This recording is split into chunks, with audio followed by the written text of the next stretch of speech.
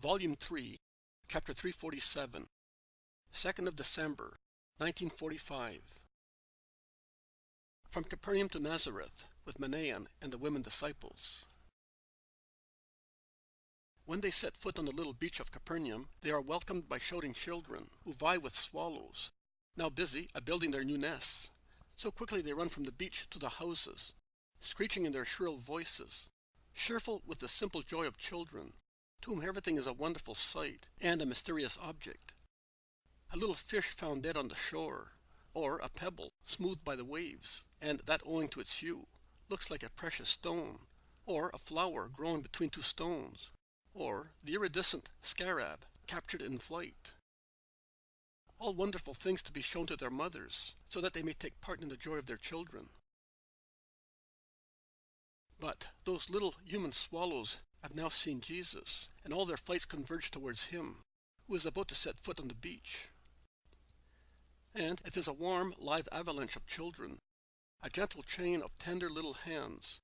It is the love of children's hearts that welcome Jesus, who is pressed, surrounded, and warmed, as if they were a gentle fire. Me. A kiss. To me. Also to me. Jesus, I love you. Don't go away anymore for such a long time. I came here every day to see whether you were coming. And I used to go to your house. Take this flower. It was for my mother, but I give it to you. Another kiss to me, a big one. You did not kiss me the first time, because Jael pushed me back. And their shrill voices continue to shout, while Jesus endeavors to walk in the midst of the loving net. Leave him now. Go. That's enough now, shout the apostles and disciples, trying to loosen the press. Not a hope. They are like lianas equipped with suckers. They are detached here, and they adhere there. Leave them.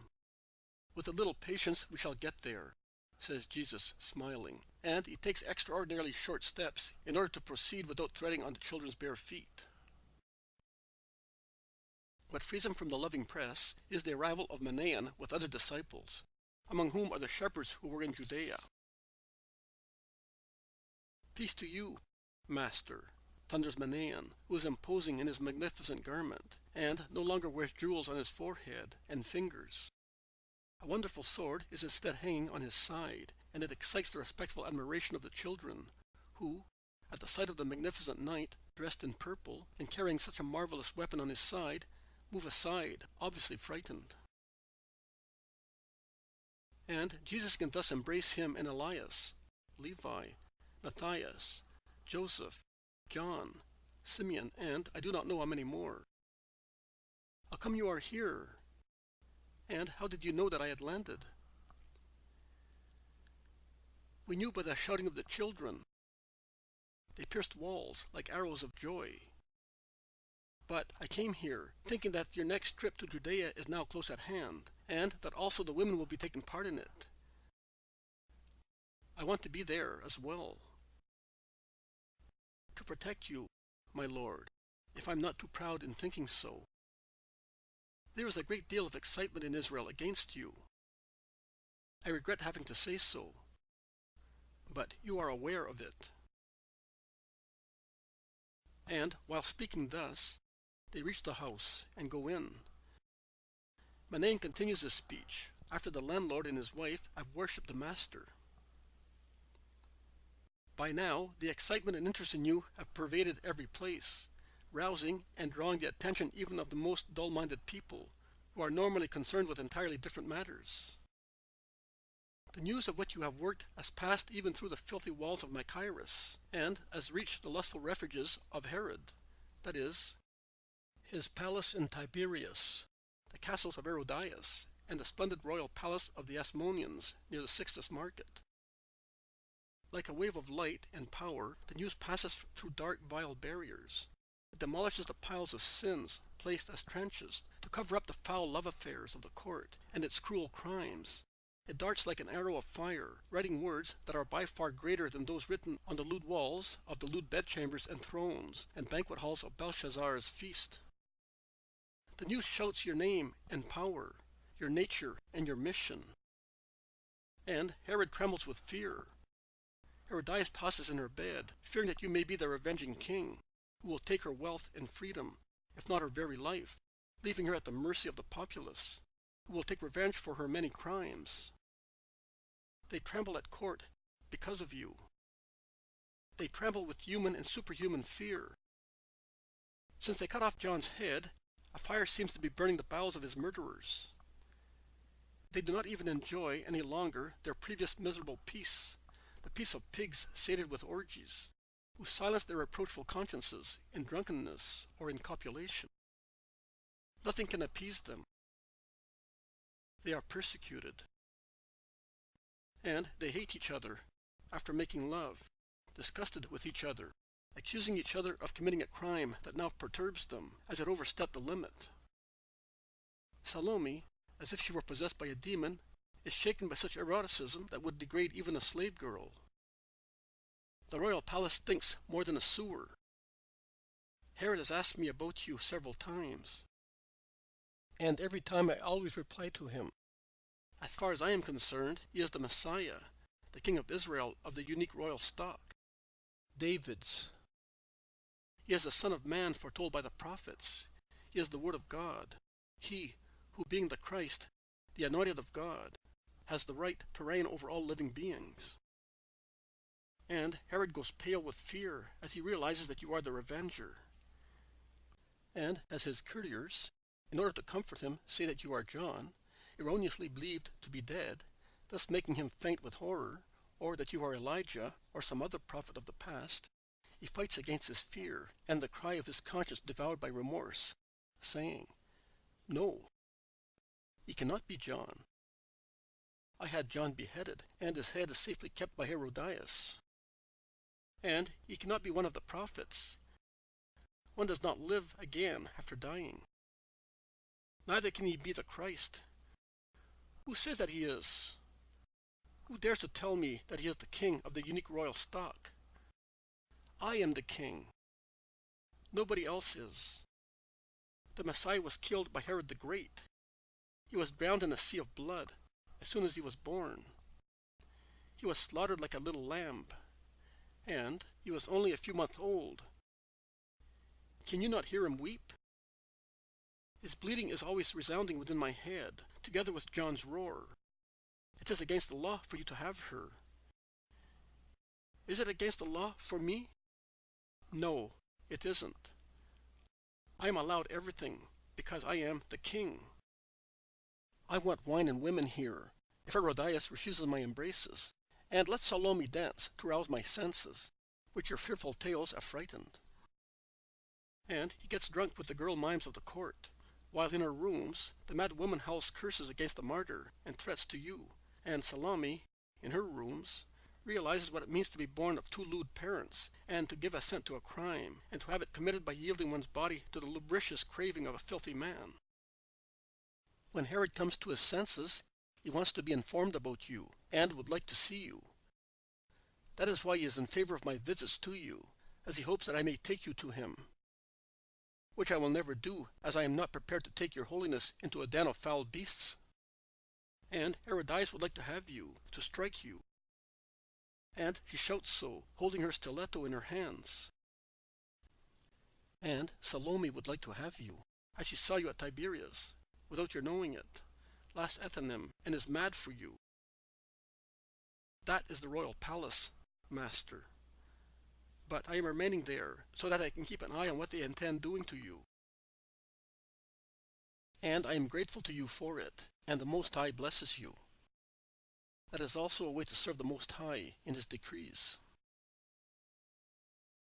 That is what I thought, and that is why I came. Manaen, since you have come, I ask you to do me a favor. Do not come towards Jerusalem with me, but go with the women. I shall go with my disciples along an unknown road, and no one will be able to injure me. But they are women and unprotected, and he who is to accompany them is a meek soul, and has been taught to offer his other cheek to anyone who should strike him.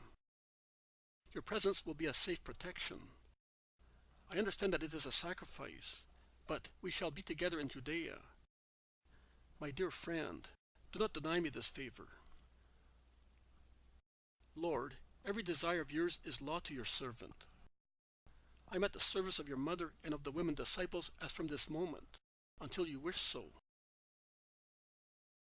Thank you. Also, this obedience of yours will be written in heaven. Now, while we are waiting for the boats, let us cure the sick people who are waiting for me. And Jesus goes down into the kitchen garden, where there are stretchers and sick people, and he cures them at once, while Jairus and a few friends of Capernaum pay their respects to him. In the meantime, the women, that is, Porphyria and Salome, Bartholomew's elderly wife and Philip's less elderly one, with their young daughters, are busy preparing food for the large crowd of disciples, whose hunger will be satisfied with the baskets of fish offered by the people of Bethsaida and Capernaum. And a great deal of gutting the still wriggling silvery fish, of washing them in basins and grilling them, is done in the kitchen, while Marjam and some other disciples keep the fire going, and bring pitchers of water to help the women. The meal is soon ready, and soon over. And, as sufficient boats have already been assembled, all they have to do is to embark for Magdala, on an enchanting lake, which is so serene and angelical in the emerald green setting of its shores. The hospitable house and gardens of Mary of Magdala welcome the Master and his disciples in the midday sun, and the whole of Magdala rushes to greet the Rabbi, who is going towards Jerusalem. And the faithful crowd march nimbly and happily along the cool slopes of the Galilean hills, followed by a comfortable wagon, in which there are Joanna with Porphyria, Salome, the wives of Bartholomew and Philip, with the latter's 2 young daughters, and the 2 cheerful little orphans adopted by Joanna, Matthias and Mary, whose aspects have altered beyond recognition from what they were 5 months ago. Marjam is marching bravely with the grown-up people, and, as instructed by Jesus, is in the apostolic group, between Peter and John, and does not miss a word of what Jesus says. The sun is shining in a very clear sky, and gusts of warm wind carry the scents of woods, mint, violets, early lilies of the valley, rose bushes full of flowers, and, above all, the fresh, lightly bitterish scent of the blossoms of fruit trees, which everywhere pour a shower of snow-white petals on the grassland.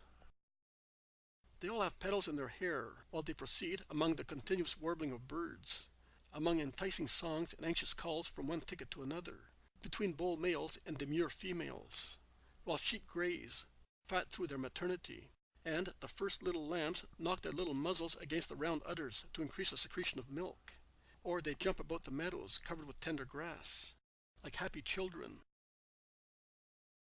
They soon reach Nazareth after Cana, where Susanna joins the other women, taking with her the products of her land in baskets and vases, and a whole shoot of red roses, all in bud and about to open, to be offered to Mary, she says. I have some, too, see, says Joanna, uncovering a kind of box, in which many roses have been laid among damp moss. They are the first and the most beautiful ones, but still nothing for her, who is so dear. I see that every woman has brought food for the Passover pilgrimage, and with the food some have brought flowers, some plants for Mary's garden. Porphyria apologizes for bringing only a vase of camphor, which is magnificent with its tiny blue-green leaves that exhale their aroma even when they are lightly touched. Mary wanted this balsamic plant, she says, and they all praise her for the luxuriant beauty of the young tree. Oh, I've watched over it all winter, protecting it from frost and hail in my room. Marjam helped me to take it out in the sun every morning, and bring it in at night. And if there had been no boat and no wagon, that dear boy would have loaded it on his shoulder to carry it to Mary, to do her and me a favor, says the humble woman, who takes heart more and more through Joanna's kindness, and who is beside herself with the joy of going to Jerusalem with the Master, her husband, and Margim. Have you never been there? When my father lived, I used to go every year. But later, my mother did not go any more. My brothers would have taken me, but I was a help to my mother, and she would not let me go. Then I married Simon, and my health has not been very good. The journey would have taken Simon a long time, and he was bored. So I stayed at home waiting for him. The Lord saw my desire, and it was the same as if I offered my sacrifice in the temple, says the meek woman. And Joanna, who is near her, lays her hand on her wonderful plaits, saying, "My dear." And there's so much love, understanding, and meaning in that adjective. There is Nazareth. There is the house of Mary of Alphaeus, who is already in the arms of her sons. And with her hands, which are dripping and red, as she is doing the washing, she caresses them, and then, drying her hands in her coarse apron, she runs to embrace Jesus. And there is the house of Alphaeus of Sarah, immediately before Mary's house. Alphaeus tells his oldest grandchild to run and tell Mary, and he strides towards Jesus, holding an armful of grandchildren in his arms, and he greets him, together with the children held in his arms, like a bunch of flowers offered to Jesus. And there is Mary. She appears at the door, in the sunshine, wearing a light blue dress, which is slightly faded, with her golden hair shining on her virginal forehead and forming a heavy knot of plaits on her nape. She falls on the chest of her son, who kisses her with all his love. The others stop discreetly to leave them free in their first meeting. But Mary moves away, turns round. Her face, unaltered by age, is now rosy because of the surprise and her bright smiles, and she greets with her angelical voice, "Peace to you, servants of the Lord and disciples of my Son. Peace to you, sisters in the Lord." And she exchanges a sisterly kiss with the women disciples, who have come off the wagon. "Oh, Margim, I will no longer be able to hold you in my arms. You are a man now. But come to the mother of all good children. I can still give you a kiss. My dear, may God bless you and make you grow in his ways, as strongly as your young body is growing, and even more. Son, you must take him to his grandfather. You will be so happy to see him thus," she then says, turning round to Jesus. She then embraces James and Judas of Alphaeus, and she gives them the news that certainly pleases them most of all. "Simon, this year, is coming with me, as a disciple of the Master. He told me." And she greets one by one the more familiar ones, the more influential ones, saying graceful words to each of them. Manaen is led towards her by Jesus, who introduces him as her escort in the journey to Jerusalem. "Are you not coming with us, son?" "Mother, I have other places to evangelize. We shall meet at Bethany." "May your will be done, now and always." "Thank you, Manaen. You, a human angel, our guardians, the angels in heaven, and we shall be as safe as if we were in the Holy of Holies." And she offers her little hand to Manaen in token friendship. And the knight, who has been brought up in courtly manners, kneels down to kiss the gentle hand offered to him. In the meantime, the flowers and what is to be left in Nazareth has been unloaded. The wagon is taken to one of the stables in town. The little house looks like a rosary, with the roses that the women disciples have strewn everywhere. But Porphyria's plant, laid on the table, is the one that is mostly admired by Mary, who has taken it to a suitable place, according to the directions of Peter's wife. They cannot certainly all go into the little house or in the kitchen garden, which is not an estate, but it seems to rise towards the sky and become airy, so many are the clouds of blossoms on the trees in the garden. And Judas of Alphaeus asks Mary, smiling, "Have you picked your branch for your amphora today?" "Most certainly, Judas. And I was contemplating it when you arrived." "And you were dreaming once again, Mother, of your remote mystery," says Jesus, embracing her with his left arm and drawing her close to his heart. Mary raises her flushed face and says with a sigh, "Yes, son, and I was dreaming again of the throb of your heart within me." Jesus says, "Let the women disciples, the apostles, Margium, the shepherd disciples, John the priest, Stephen, Hermas and Manaen stay here. The others can spread out looking for lodgings." "Many can stay with me," shouts Simon of Alphaeus from the door where he has been stopped. "I am their fellow disciple, and I claim them." "Oh, brother, come in, that I may kiss you," says Jesus effusively, while Alphaeus of Sarah, Ishmael, and Aser, the two disciples, formerly donkey drivers of Nazareth, say, "Come to our houses." The disciples who have not been chosen to stay go away, and the door can be closed. But it is opened once again immediately afterwards for the arrival of Mary of Alphaeus, who cannot stay away, even if her washing is going to be spoiled. They are about 40 people, and they spread through the warm, peaceful garden until food is ended out, and everybody finds it has a celestial flavor. So happy are they to take it in the house of the Lord, and handed out by Mary. Simon comes back after settling the disciples and says, "You did not call me with the others, but I am your brother, and I am staying here just the same." "Very well, Simon, come here. I wanted you to be here to meet Mary. Many of you know Mary as the mother, some as the spouse, but no one knows her as the Virgin Mary. I want you to become acquainted with her in this garden in bloom, to which your hearts desire to come when you are compelled to be far away, as to a resting place after your apostolic work. I listened to you apostles, disciples, and relatives speak, and I heard your impressions, your recollections, and your statements concerning my mother.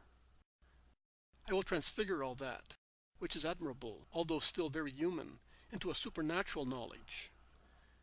Because my mother is to be transfigured before me in the eyes of the most deserving, to show her as she is. You see a woman different from other women, because of her holiness. But in actual fact, you see her as a soul enveloped in a body, just like all women, her sisters. But now I wish to reveal to you the soul of my mother, her true and eternal beauty. Come here, Mother. Do not blush. Do not withdraw shyly, sweet dove of God. Your Son is the Word of God, and he can speak of you and of your mystery, of your mysteries, O sublime mystery of God. Let us sit down here in the pleasant shade of the trees and blossom near the house, near your holy room. Thus, let us lift this fluttering curtain, so that waves of holiness and paradise may come out of this virginal room, to saturate us all with your virtues.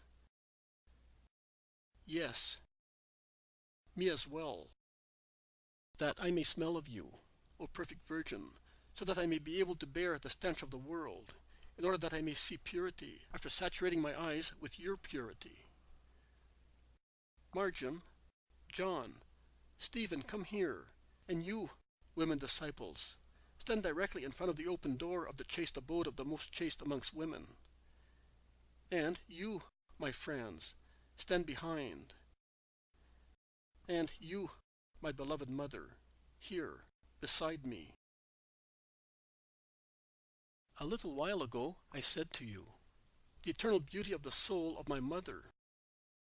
I am the Word, and thus I can make use of words without erring. I said, eternal, not immortal. And I deliberately said so. He is immortal who, after being born, does not die. Thus, the souls of the just are immortal in heaven. The souls of sinners are immortal in hell, because a soul, once it has been created, does not die, but to grace. But a soul as life, it exists from that moment that God thinks it. It is the thought of God that creates it. The soul of my mother was thought by God from everlasting. It is, therefore, eternal in its beauty, in which God poured every perfection to receive delight and comfort from it. It is written in the book of our ancestor Solomon, who foresaw you, and can thus be called your prophet. God possessed me from the beginning of his works, from the very beginning, before creation. From everlasting I was firmly set, from the beginning, before the earth came into being. The deep was not yet, and I was conceived. There were no springs to gush with water, the mountains were not yet settled on their huge mass, and I already was. Before the hills I came to birth. He had not yet made the earth, the rivers, or the poles of the world, and I already existed. When he prepared the sky and heaven, I was present. When with inviolable law he closed the abyss under the vault, when he fixed firm the celestial vault, and he suspended there the sources of water, when he assigned the sea its boundaries, and ordered the water not to pass its limit, when he laid down the foundations of the earth, I was by his side, arranging everything. I was always joyfully at play in his presence. I played in the universe. Yes, Mother, with whom God, immense, sublime, virgin, uncreated, was pregnant and carried you like a most sweet burden, rejoicing at feeling you stir within him, when with your smiles he created the universe. He laboriously gave birth to you, to give you to the world, most gentle soul, born of the deity, to be the virgin, the perfection of creation, the light of paradise, the advice of God, who, looking at you, forgave sin, because you alone, by yourself, can love as all mankind put together cannot love. In you is the forgiveness of God. You are the treatment of God. You are the caress of the eternal Father on the wound that man inflicted on God. In you is the salvation of the world, Mother of the love incarnate and of the granted Redeemer. The soul of my mother, merged in love with my Father, I looked at you within me, O soul of my mother. And your splendor, your prayer, the idea of being carried by you comforted me forever and ever for my destiny of sorrow and inhuman experience of what the corrupted world is for the most perfect God. Thank you, Mother. When I came, I was already full of your consolation. I descended, perceiving you alone, your perfume, your song, your love, joy, my joy. Now that you know that one only is the woman in whom there is no stain, that one only human being caused the Redeemer no injury, listen to the second transfiguration of Mary, the elect daughter of God. It was a clear afternoon in the month of Adar, and the trees were in bloom in the silent kitchen garden, and Mary, Joseph's bride, had picked a flowery branch to replace the one that was in her room. Mary, taken from the temple to adorn a house of saints, had recently come to Nazareth. And, with her soul divided among temple, house, and heaven, she was looking at the flowery branch, considering that by means of a similar branch, which had bloomed in an unusual manner, a branch cut off in this garden in the depth of winter, and that bloomed as if it were springtime before the ark of the Lord, perhaps the sun god beaming in his glory had warmed it. God had revealed his will to her. And she was thinking also that on the day of their wedding, Joseph had brought her other flowers, but never like the first one on the thin petals of which it was written, "I want you united to Joseph." She was thinking of many things, and while thinking, she ascended to God. Her hands were busy with distaff and spindle, and were spinning a yarn that was thinner than the hair of her young head. Her soul was weaving a carpet of love, moving quickly, like a shuttle on a loom, from the earth to heaven, from the needs of the house of Joseph to those of the soul of God. And she sang and prayed. And the carpet was forming on the mystical loom. It rolled off from the earth to heaven. It ascended to get lost up there. Formed with what? With the thin, perfect strong threads of her virtues, with the flying thread of the shuttle, which she thought was hers, whereas it was God's.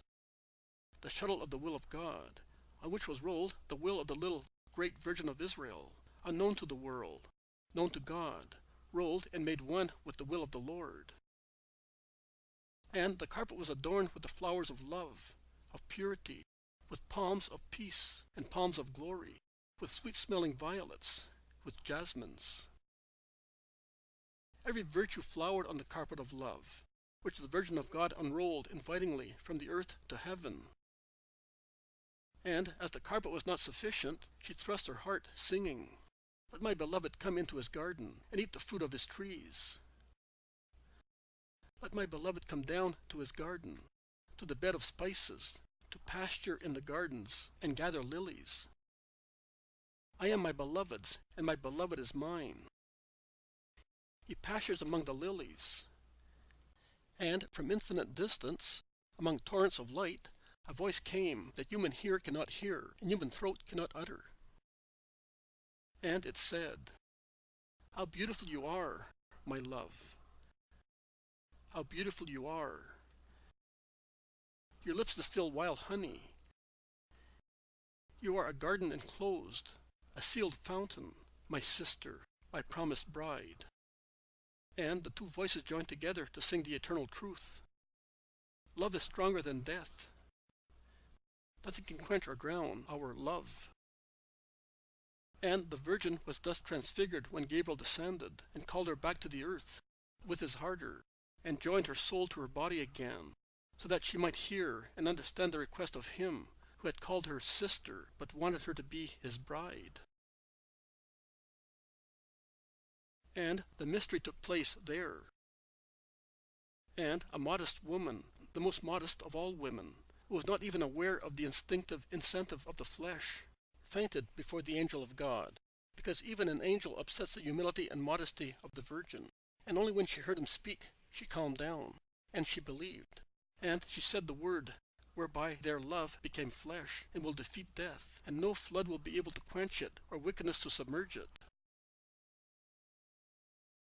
Jesus bends gently over Mary, who has slid to his feet, almost ecstatically, in the recollection of the remote hour, shining with a special light, which seems to issue from her soul, and he asks her in a low voice, "Which was your reply, most pure mother, to him who assured you that by becoming mother of God, you would not lose your perfect virginity?"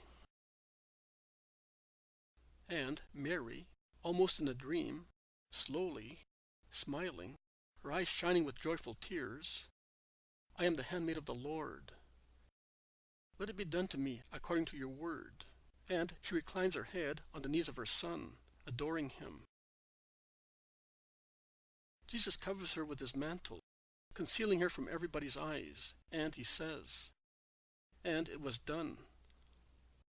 All will be done until the end, until her next transfiguration and the one after that. She will always be the handmaid of God. She will always act according to what the Word says. My mother. That is my mother. And you ought to begin to become fully acquainted with her holy figure. Mother. Mother. Raise your face, my beloved. Call your devout admirers back to the earth, where we are for the time being, he says, uncovering Mary after a little while, during which no noise was heard except the humming of bees and the gurgling of the little fountain. Mary raises her face, wet with tears, and whispers, "Why did you do that to me, son? The secrets of the king are sacred." "But the king can reveal them whenever he wishes." "Mother, I did it, so that the words of the prophet may be understood. A woman will enclose the man in herself, and the words of the other prophet. The virgin will conceive and give birth to a son.